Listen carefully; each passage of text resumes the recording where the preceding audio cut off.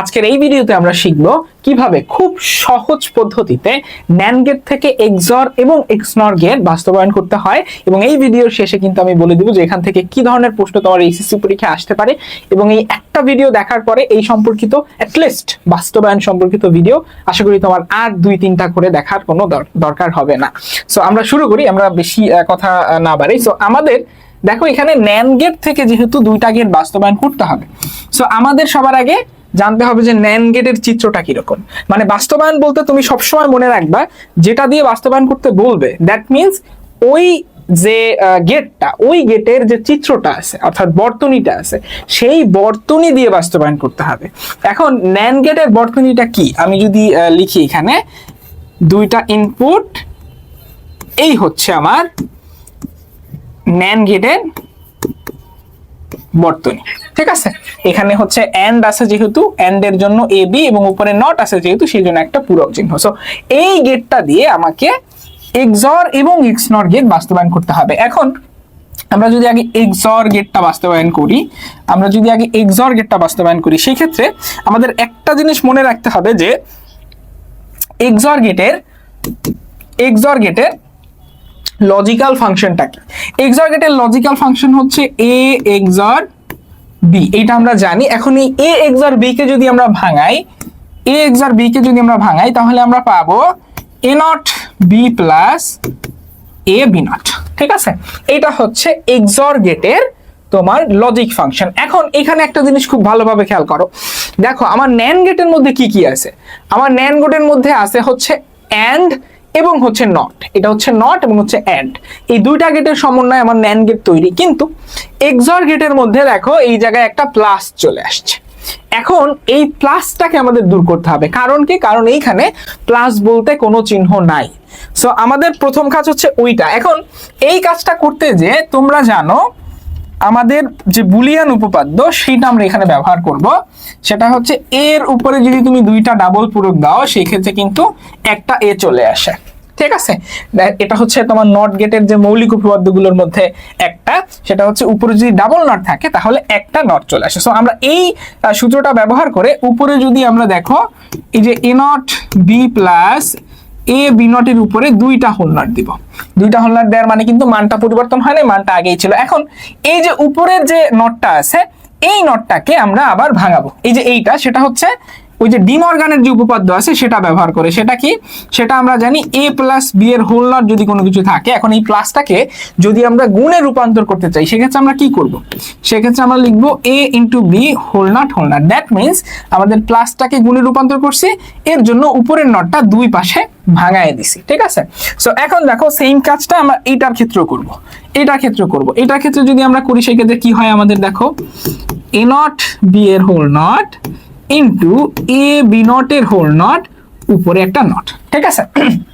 উপরের নটটা হচ্ছে ভাঙায় দিছি, তার উপরে যেটা সেটা সেরকম কিন্তু রয়ে গেছে। এখন দেখো এখানে গুণ চলে আসছে, এইবার বাস্তবায়ন, এইবার হচ্ছে আমাদের মেইন কাজটা, সেটা হচ্ছে বাস্তবায়ন। দেখো সবার আগে আমি যদি দুইটা ইনপুট, যেহেতু আমাদের এ এবং বি, এই দুইটা ইনপুট যদি আমি এখানে নিই, দেখো এর জন্য একটা আমি দিলাম এবং বি এর জন্য আমি একটা দিলাম, ঠিক আছে। এখন দেখো আমাদের নট আছে কিন্তু দুইটার মধ্যে, এর উপরেও নট আছে, বির উপরেও নট আছে। সো নট আমাদের বানাইতে হবে। এখন আমরা জানি কোনো কিছুকে নট বানাই আমরা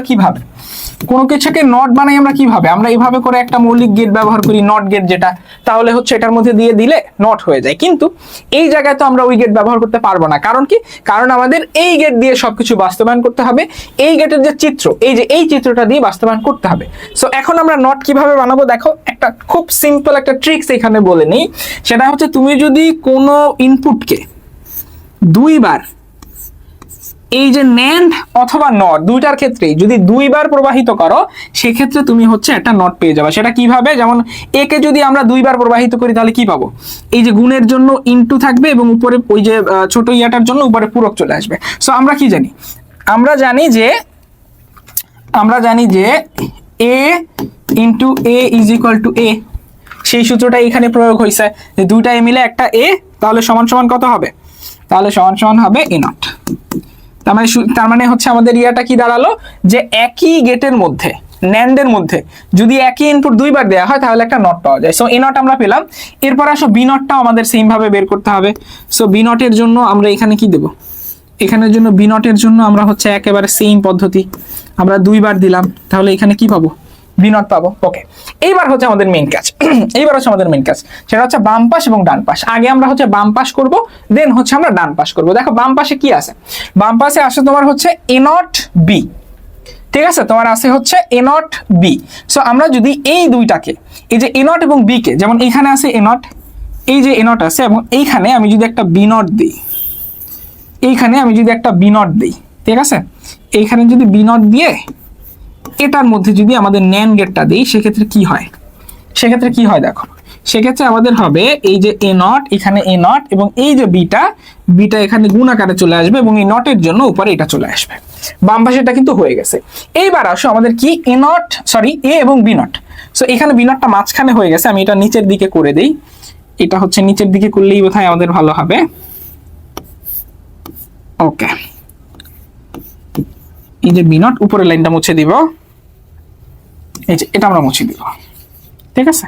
তোমরা কিন্তু এটা নিচের দিকেই করবা, আমি আর দ্বিতীয়বার করছি না, এটাই করে দিচ্ছি। ওকে, দেখো এখন আমাদের এ এবং বি নট দুইটাকে হচ্ছে লাগবে। সো বি নট আমাদের আছে, এখান থেকে এটা বের করব, এটা বের করে এইটাকে যদি আমরা এই গেটের মধ্যে দিয়ে দিই তাহলে কি পাবো বলো তো, তাহলে পাবো হচ্ছে এ ইন্টু বি নটের হোল নট, ঠিক আছে। গুণের জন্য হচ্ছে এ ইন্টু বি নট হয়ে গেল, এবং পূরকের জন্য উপর একটা পূরক চলে আসলো। এইবার হচ্ছে আমাদের এই দুইটাকে, এই যে এই দুটাকে এখন আমাদের একটা গেটের মধ্যে, ন্যান্ড গেটের মধ্যে আবার যদি দিই, সেক্ষেত্রে আমরা কি পাবো, সেক্ষেত্রে আমরা পাবো এ নট ইন্টু বি এর হোল নট, অর্থাৎ এইটুকু, ইন্টু গুণের জন্য হচ্ছে ইন্টু এই যে এইটুকু এ ইন্টু বি নট এর whole not, A into B not এর হোল নট, এবং এই পূরকের জন্য উপরে একটা পূরক চলে আসবে।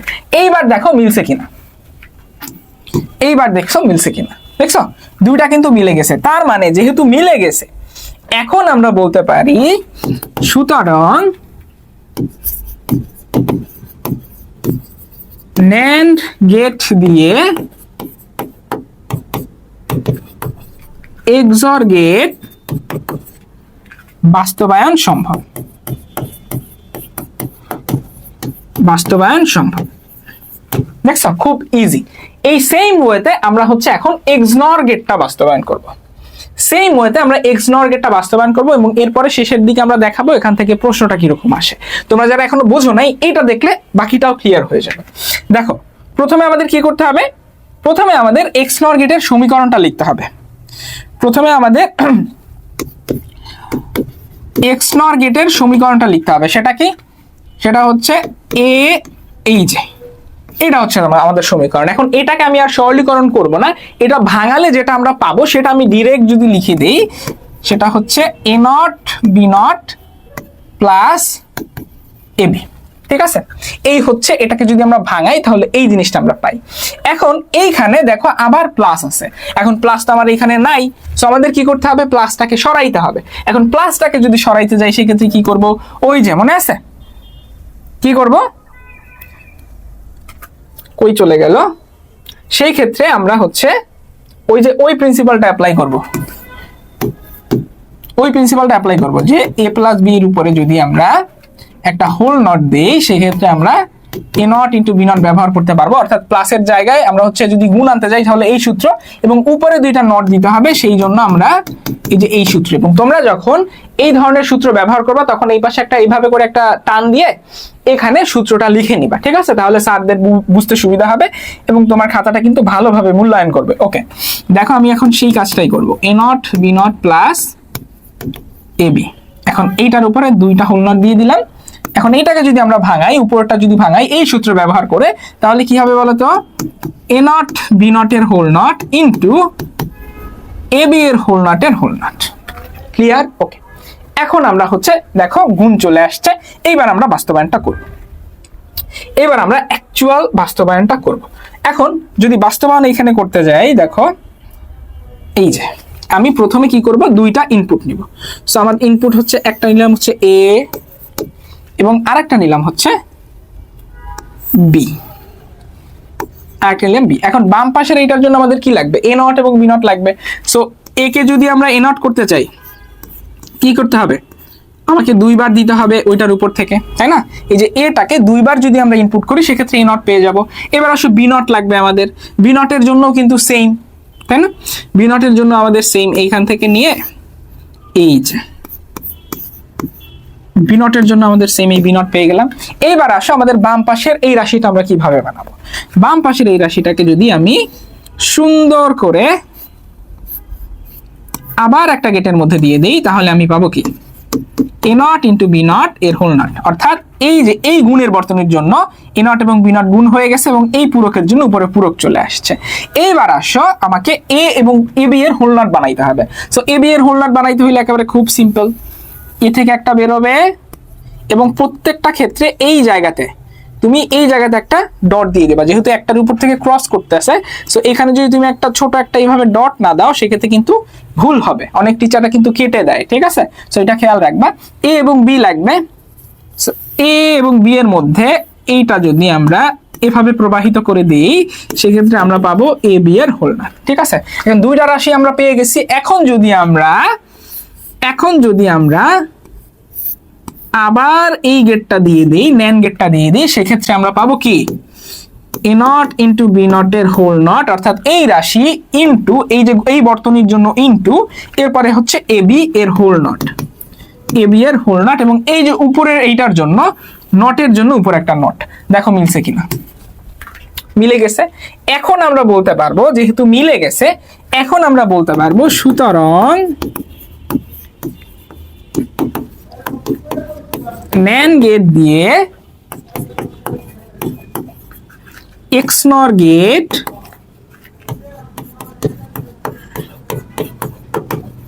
বাস্তবায়ন সম্ভব। অ্যাজ ইজি অ্যাজ দ্যাট, খুব সহজ। এই সিম্পল একটা পদ্ধতিতে কিন্তু তোমরা সকল ধরনের বাস্তবায়ন করতে পারবা। এখন আসো আমি তোমাদের সাথে একটা জিনিস শেয়ার করতে চাই, সেটা হচ্ছে আমাদের ইবিআই 3.0 সম্পর্কে এইচএসসি 26 এবং 27 ব্যাচের জন্য। তোমাদের এইখানে বাংলা, ইংলিশ এবং আইসিটির সম্পূর্ণ প্রস্তুতিকে A to Z গুছায় দেওয়া হবে। পুরো 6 মাস ধরে তোমাদের এইখানে আমরা পড়াবো এবং এই 6 মাসে তোমার 500 মার্কের প্রিপারেশন তুমি নিতে পারবা। পাশাপাশি এইখানে তোমার অ্যাডভান্টেজটা হচ্ছে তুমি এই জায়গাতে এই কোর্সের সাথে আরেকটা কোর্স ফ্রিতে পাচ্ছ, সেটা হচ্ছে ডিইউবি প্রি অ্যাডমিশন 2.0, অর্থাৎ ঢাকা বিশ্ববিদ্যালয় খ ইউনিটের ভর্তি প্রস্তুতির জন্য 2.0 আমাদের প্রি অ্যাডমিশন যে কোর্সটা আসবে পূর্ব প্রস্তুতির জন্য ঢাকা ইউনিভার্সিটি খ ইউনিটের স্পেশালি, সেটার জন্য যে কোর্সটা আমাদের আসবে সেটা একেবারে ফ্রি অ্যাক্সেস তুমি পেয়ে যাচ্ছ এবং এই সমস্ত কিছু 2টা কোর্স এবং 6 মাস পড়তে পারছো।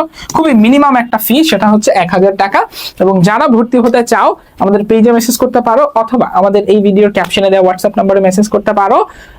তোমাদের সমস্ত প্রশ্নের উত্তর এবং ডিটেলস জানিয়ে দেওয়া হবে। আমাদের যে কোনো নাম্বারে তোমরা কলও দিতে পারো এবং পেজে মেসেজ করলেও তোমরা ডিটেলস সমস্ত কিছু জানতে পারবা।